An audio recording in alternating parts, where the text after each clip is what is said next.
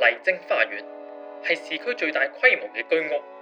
雖然樓齡有翻咁上下，但已經做咗大維修，大部分嘅單位又補咗地價，而且仲有細價樓放盤添。呢個咧就係麗晶花園啦。而家屋苑咧有唔少放盤都仲係入於100蚊嘅印花稅門檻㗎。咁今集咧會睇一個入門級嘅兩房戶型，大家睇完之後有咩睇法都歡迎留言講下，有機會獲得咖啡禮券。另外咧都提大家記得 subscribe 有 House 嘅 YouTube channel 同埋撳埋隔離個鐘仔啦。麗晶花園一共有22座，提供5904伙，以伙數計，差唔多等於半個沙田第一城，係市區歷嚟最大規模嘅居屋。屋苑嘅補地價折扣率得1/3，咁由於未補價同補咗價嘅樓價都差得唔遠，所以大部分單位都會喺自由市場出售，而部分買家都會將屋苑同九龍灣另外3個私樓，包括德福、淘大同埋德寶去做對比。雖然4個屋苑嘅樓齡都差唔多，但麗晶花園嘅樓價就明顯平咗一截啦。近日嘅成交尺價唔到9000蚊，相比九龍灣嘅上車三寶低咗3%到1成8。除咗因為係居屋，亦都因為屋苑唔算近港鐵站，坐落3個站之間，行過去啟德站或者彩虹站至少要10分鐘。若果要去九龍灣站，屋苑裡面都有小巴路線，51M 可以去得到，車程大概5到10分鐘。麗晶花園雖然同港鐵站有段距離，但係單位嘅面積就大過私樓，以400萬樓下，淨係需要俾100蚊嘅印花稅放盤做例子。九龍灣三寶入邊，淘大同埋德寶都有呢一類放盤，但係面積就比麗晶花園細得多啦。一樣係300零萬，喺麗晶花園可以買大100幾尺，至少有2間房，所以屋苑都吸引咗唔少分支家庭上車㗎。麗晶花園普遍我哋嘅客戶群咧，多數都係附近分支家庭去買翻，因為佢本身佢銀碼上面400萬以下咧，佢要符合翻人哋上車嘅要求，好啱佢哋個計劃咯。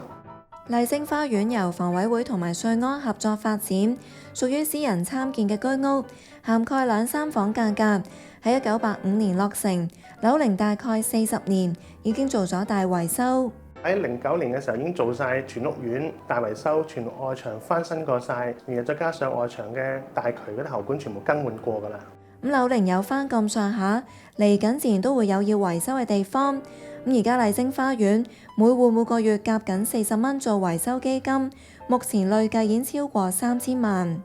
因為有私人參建，屋苑嘅康樂設施都唔少㗎，除咗有網球場、羽毛球場同埋籃球場之外，仲有居屋比較罕見嘅室外泳池。好在屋苑規模夠大，每10尺管理費大概2個1，以今集放盤407尺做例子，每個月俾緊850蚊到。根據我哋嘅8House App， 屋苑而家400萬樓下嘅放盤，正係呢一款407尺嘅兩房，而且可以細分做2款開則。咁咧407尺兩房單位咧，喺麗晶花園就有分女子廳同埋直廳2隻戶型去選擇嘅。佢女子廳嗰隻戶型咧，佢門口就冇咗個走廊玄關位，同埋佢個房咧就普遍會大啲嘅，大過直廳眼鏡房嗰隻戶型。眼鏡房嗰隻戶型咧，就客廳比較長方形咧，就適合人多朋友上嚟聚會，同埋佢小朋友走動比較方便啲，同埋個廚房比較大啲嘅。參觀放盤係女子廳嘅一款，業主而家開價420萬，維翻每一尺大概13000蚊。單位有簡單裝修，除咗廚廁嘅櫃體，大廳同埋睡房嘅大部分家私都喐得，唔啱使嘅話搬走就得。單位咧就係採取女子廳嘅開則，我而家企緊呢個位咧就係飯廳嚟嘅。業主咧就擺咗2組嘅儲物櫃啦。若果新買家唔需要嘅話咧，其實呢個位置咧都夠擺到張4至6人餐台㗎。至於呢個位咧就係客廳啦。梳化同埋電視機櫃咧都有一個好舒適嘅睇電視距離㗎。成間屋都冇窗台，實用率高達87%，空間市正實用。客廳呢一邊嘅大窗向北，外望景觀以屋苑自己嘅樓景為主，後面起緊嘅係綠置居。至於飯廳嗰邊嘅細窗就望向天井，估計大部分時間都未必會打開，日頭或者都要開燈先至得。單位嘅開則都非常之大路，客飯兩廳中間嘅走廊直入，依次會係廚廁同埋2間房。咁先睇浴室，有窗通風，原跡嘅浴缸改咗做企缸，將洗手盆褪入咗之後，變相就多咗位可以擺洗衣機啦。咁我姐就覺得，若果浴室唔需要咁多儲物量，呢一個做法都唔錯啊，因為廚房可以擺少一樣大型電器。因為洗衣機咧就擺咗過去廁所嗰邊啦，咁而一個工作台面下面咧就唔使預留位擺洗衣機，變咗咧就可以有多啲儲物空間啦。廚房上下兩邊都有儲物櫃，咁而家冇做到櫃嗰個位，就係預留嚟擺雪櫃。整體裝修都算企理，預算唔多嘅買家清潔下都可以用得返。但係如果買家係諗住重新整過嘅話，我自己就覺得都可以參照而家嘅佈局，爐頭擺返喺窗前面就可以有助排走油煙。跟住就到寢區啦，先睇浴室側邊嘅睡房，座向同客廳唔同，向東望內園，以球場同埋泳池嘅景觀為主，比起客廳更勝一籌。咁雖然2間房咧係差唔多大啦，咁我好多時候咧，我而家身處呢間房咧都會用嚟做主人房㗎。咁好似呢個業主都唔例外，擺咗個雙人床同埋一個衣櫃喺度。不過麗晶花園同好多舊樓一樣，比較多儲位同埋震位。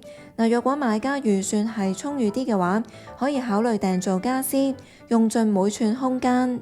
轉過嚟另一間房睇下啦，一樣向東。除咗樓景之外，同樣望屋苑嘅康樂設施為主。如果咧係想喺呢間房擺雙人床咧，聽代理講咧都一樣做到㗎。咁只要將張床咧打直靠向呢邊牆身擺就得㗎啦。如果唔一定話要擺雙人床，淨係擺單人床嘅話，睡床側邊應該有位可以擺埋個衣櫃。咁樣成間房落嚟就會有多啲走動空間啦。業主喺2007年2月以大概105萬買入單位，以目前420萬嘅叫價計，帳面可以獲利315萬或者3倍，跑贏大市同期接近2倍嘅升幅。至於近期面積一樣、樓層差唔多嘅兩房作價，就大概375萬，亦即係話叫價比起成交價高出1成2。而各大銀行對單位估價就介乎364到376萬，同開價至少差咗1成。估計而家呢一口叫價都預留咗議價空間。假設以叫價買入單位，借盡最高90%按揭，每個月供大概17400幾蚊，月入要求大概34800幾蚊。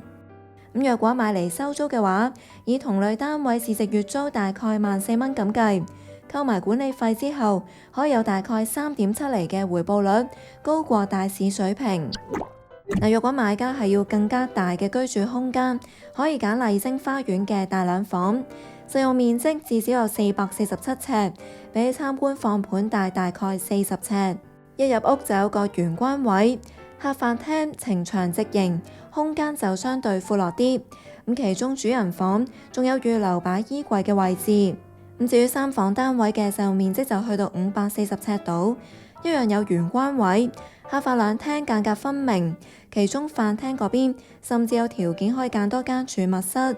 至於寢區方面，由於其中一間房嘅座向同另外2間唔同，走廊就唔會過長啦，變相就有多啲面積落入廳房。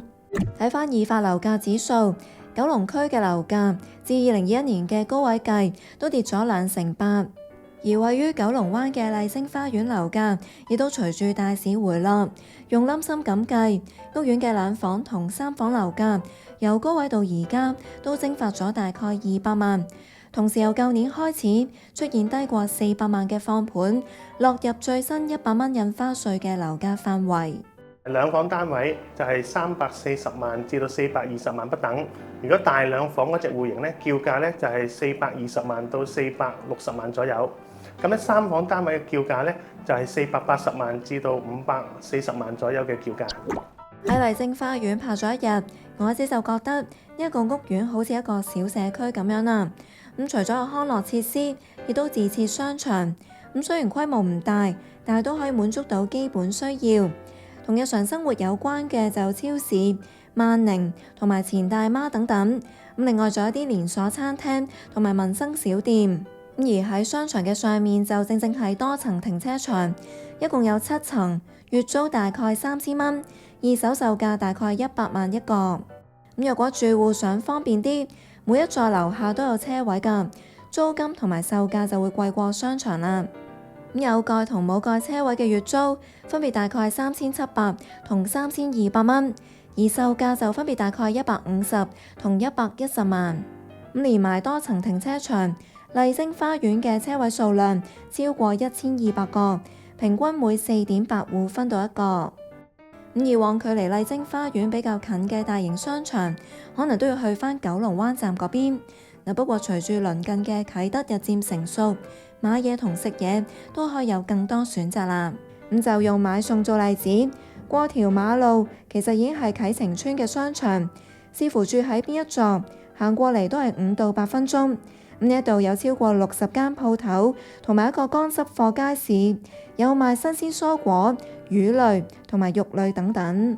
咁若果自己住嗰座唔近啟晴邨嘅話，另一個買餸嘅選擇就係啟業邨啦。啱啱好屋苑以東同以西都係公共屋邨，住戶可以視乎自己住嘅座數位置，去返最近嘅街市啦。屋苑裡面嘅56號小巴亦都可以去到牛頭角街市。咁若果想行大型商場嘅話，除咗啟德嘅 Sogo 同 Airside 之外，亦都可以去到九龍灣嘅德福廣場。